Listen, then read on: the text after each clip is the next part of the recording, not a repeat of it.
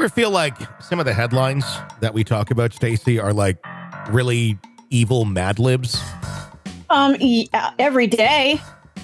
I mean, the headlines are just things that I couldn't really conceive of being a headline several years ago.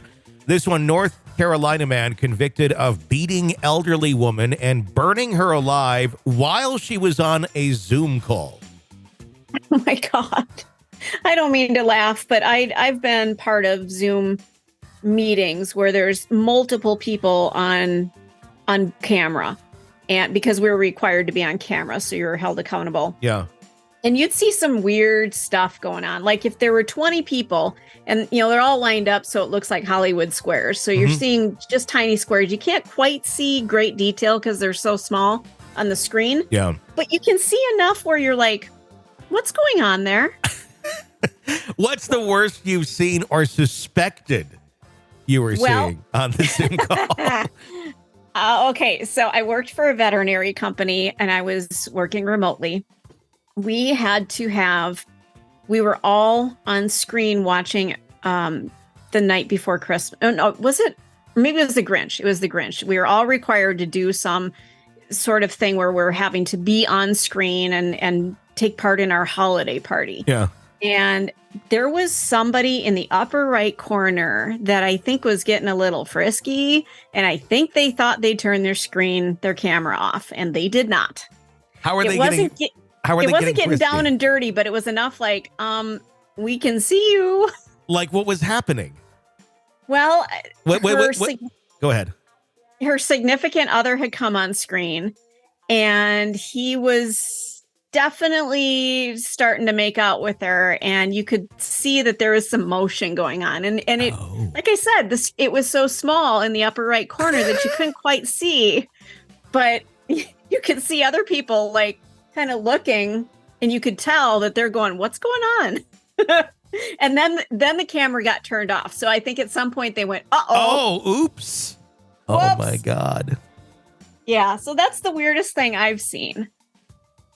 Yeah. Nothing like this story, though. Nothing like this. I don't have any stories on it. In an unsettling case that stunned San Francisco, a jury this last week found 63-year-old Min Jian Guan guilty of a heinous crime, one that shockingly played out on a live Zoom meeting. In a public announcement, the San Francisco District Attorney's Office confirmed Guan's conviction of first-degree murder and elder abuse linked to the brutal death of 79-year-old woman Quin Sun, whom KTVU-TV identified as Guan's housemate. In June of 2020, within the confines of their shared residence on the 400 block of 16th Avenue in San Francisco's Richmond district, a chilling scene unfolded. Keep in mind, June of 2020, we were getting into lockdown for the first time with COVID. So everybody was on Zoom and we weren't leaving our homes. Sun, an elderly woman actively involved in her community online, was in the midst of a virtual Zoom class when the unimaginable happened. Another participant on the call reported the horrifying sight. Sun, visible on the screen, was suddenly knocked down and hit. The shocking display of violence was not just a private nightmare. It played out on the screens of the unsuspecting participants on the Zoom call, making them virtual witnesses to this horrific act. District Attorney Brooke Jenkins described the crime, in words that captured its gravity: horrific and brutal. This act of violence was not just an assault against one elderly woman, but an affront to our collective sense of safety and security in our homes and online spaces. In a world where virtual interactions have become the norm, this case snarkily highlights the unexpected ways in which our lives can be intruded upon. Since June 18th of 2020, Guan has been held in the San Francisco County Jail, stripped of his liberties as he awaits the outcome of his trial. Now the jury's guilty verdict. He now faces severe consequences for his actions. Guan could spend a minimum of 25 years as a potential lifetime in prison, punishment that reflects the gravity of his crimes. His sentencing is set to take place on June 16th, where the extent of his sentence will be decided by the court. I hate cases like this where it starts with 25 years to potential life. Shouldn't it just be potential life if you beat someone and started them on fire while on a Zoom call? I mean, this is just, this is clearly someone cracking, or I don't know what was going on, because we don't really have much knowledge of the motivation here other than they did it.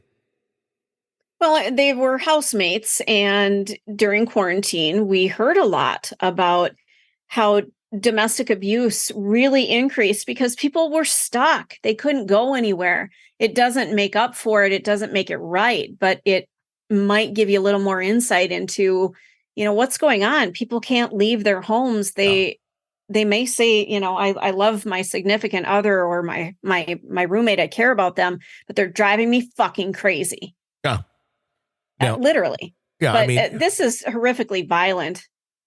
I think that one of the first things, because I always go to like the worst case scenarios with everything, when COVID started and everything, when they were shutting down March Madness in 2020, because that's about when it was they were shutting shit down, the stock market crashed, and all that. I remember the first thing I thought is, well, domestic violence is going to go way up. 100% correct. Because people are going to be stuck at home, and people who have very short tempers and leashes are going to end up erupting here. And that's exactly what occurred with COVID. I mean, it's such a, when you look back on it retrospectively, the mental health toll that it took on society versus what we ended up doing to try and prevent it. I said it right away. I'm like, this is not going to look good. I ended up going along with it for a while, with the masks and all that to a certain extent. And then I just felt it got ridiculous. But it was, I'd be very curious, because I think that toll of deaths and suicide and homicide and mental disorders and breakdowns that we're seeing on the other side of COVID, we're in a different world than we were previously to COVID. We absolutely are. We also have people who are dealing with long COVID as well. This disease that just ravages their bodies. So people who were healthy beforehand now are not.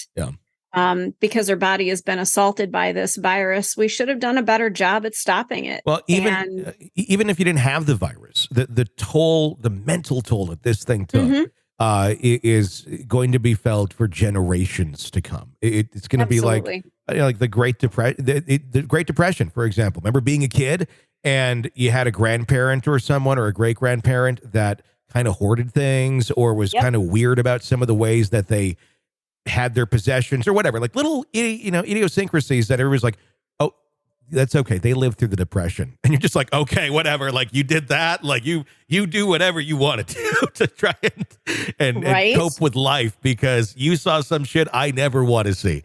I think, it's definitely going to be the same sort of thing here as we get further and further out. And looking back on it, there's so many things that it affected, mental health wise, the way businesses do business. There's a lot, and it's all because of COVID. That'd be an interesting song. It's all because of COVID. You should write it. Self-check. It'll be like I'll do it like Robert Goulet. It'll be self-checkout lines. Everybody's stealing. Oh my God. All sorts of great fun that we can have with that. It destroyed our society. It destroyed the entire globe and how people interact with one another. I don't know that this generation is going to recover. And the next one, I don't want to get into any conspiracy theories, but being formerly of the veterinary field, I watch a lot of these websites that are tracking diseases and things like that. And we're going to have another pandemic. I'm throwing it out there. It's coming. I don't know when, but it's coming. We've got, if you really want to scare the shit out of yourself, go look up bird flu. That's going to be our next one. I can almost guarantee it. So we need to figure out how to deal with this shit. They've been saying bird flu for a while, and it comes and it goes, and it affects some countries far worse than others. And I agree. We're gonna. It's just statistically factual. We're going to have another one at some point. Exactly when, I don't know. But I do very much wonder how the general public will respond if there's another, oh my God, lock yourself down order again and wear masks everywhere and do this and that. how that will be received by the public. But, I do think it's okay to protect yourself during a pandemic. Depending on the situation, I will still wear a mask because I come from a high risk household. Yeah. My husband had COVID 2 weeks ago. They declared that COVID was done. And maybe it was 3 weeks ago. And the same day that they declared the pandemic officially done, or the emergency, he gets COVID. Well, it's like it is still fucking out there. It's always going to exist. We've developed therapeutics and things like that don't make it a death sentence anymore. Exactly. So it's just like the flu now. It's a very different virus, but it is very similar in terms of here's how it can be prevented. Here's how it can be treated. It's not have a high odds of dying. But the thing is, people didn't really have high odds of dying to begin with. When we look back on it, the way it was presented as this is death. Not quite as. There were a lot of people that died. I knew quite a few people that passed away from it that were normally healthy. So it was something that we needed to address. We needed to get it figured out. Hopefully we've got it figured out a little bit differently so that for the next time, which there will be one, we do it differently and do it better. I hope it's like when we're dead. I hope it's a long time. Like the 1918. That flu, the 1918 flu, that was a long, long time ago. Can we just do it again in 2118 or something? And then, well, we did the 2020. So it was, 102 years later, there's our pandemic. Okay. Well, hopefully it turns into another 100-year type thing and not every other year. Guess what? Hope so. I don't know. Jeez. We'll see how much they want to control us. That's what it's going to come down to. Tony. Hey, I think there's a lot to do with that. All right. I know you do. Yeah, I'm not that big of a conspiracy theorist, but I don't know. This just got way out of control. 888-554-5537, 888-5-KILLER is our phone number if you want to weigh in on anything that we're talking about here on the program. We'd love to hear from you. For Stacy, I'm Tony. Stay with us.